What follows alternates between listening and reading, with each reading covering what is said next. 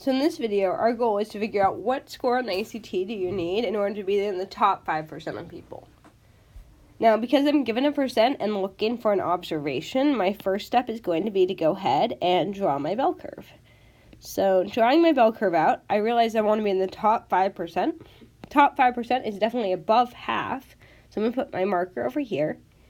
And because it's top 5%, once again, I'm in the upper half, and I'm shading above. Next thing I'm going to do is I'm going to go ahead and label it. This is going to be 0.0500. It's 5%. Remember, to convert to a decimal from a percent, I just divide by 100. Now, I need to keep in mind here that when I go to step 2, which is to use the z-table, the z-table does not give me upper percentages. That is, this isn't actually going to work for me.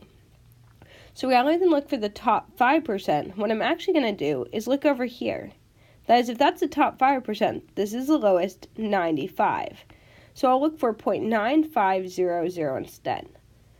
As a reminder, the reason why we're doing this, the z-table doesn't give me upper percentages, so I can't actually look for 0.0500 and get this top half. Z-table does give me left hand or cumulative probabilities, so instead I'm looking at 0.9500 on the z-table. So we're going to look for 0.9500, and we'll do this anytime we have an upper end tail. Okay, so looking at the z-table then, we're going to go ahead and try and find, once again, 0.9500. So as I look across here, these percentages at the top are too small, so I'm going to trace it down until I get kind of close to 0.95. And right here I'm pretty close, right here I'm pretty close. I'm going to trace those rows in. Once again, getting as close to 0.95 as I can. And the two things I'm going to land on are this one right here and this one right here. So I've got 0.9495 and 0.9505. As we've mentioned before, I need to choose which one's closer. So taking this over here, 0.9495 minus 0.9500. That one looks like it's 0.0005 off. And then 0.9505 minus 0.9500. And this one looks like it's 0.0005 off as well.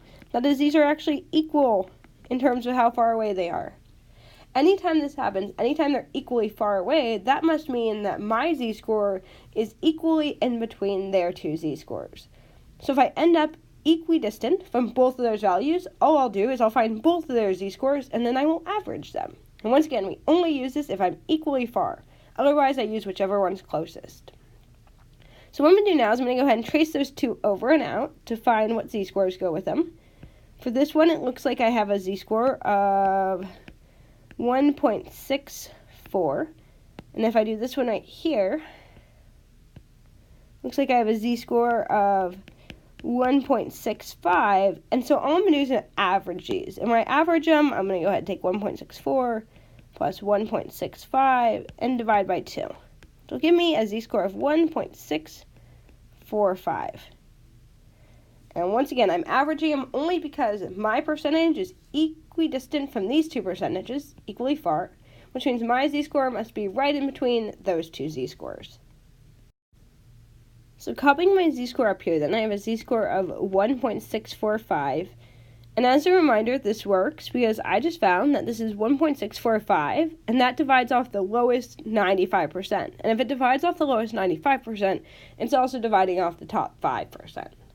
So I've got my z-score. Step 3 then will be to go ahead and find my observation. To do that, I remember that x is equal to x bar plus z times s. So plugging in here, my average is 20.8 from up here. My z-score is 1.645 from what I just found, and my standard deviation comes from right there, 4.8. And what this gives us here once we round is 28.70, rounding to 2 decimal places.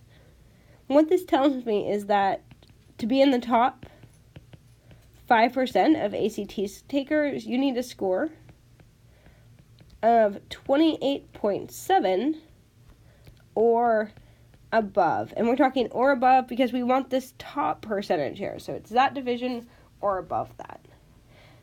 what this problem has shown us here is A, if I'm doing an above percent, I just go ahead and look at the lower one when I look at the z-table.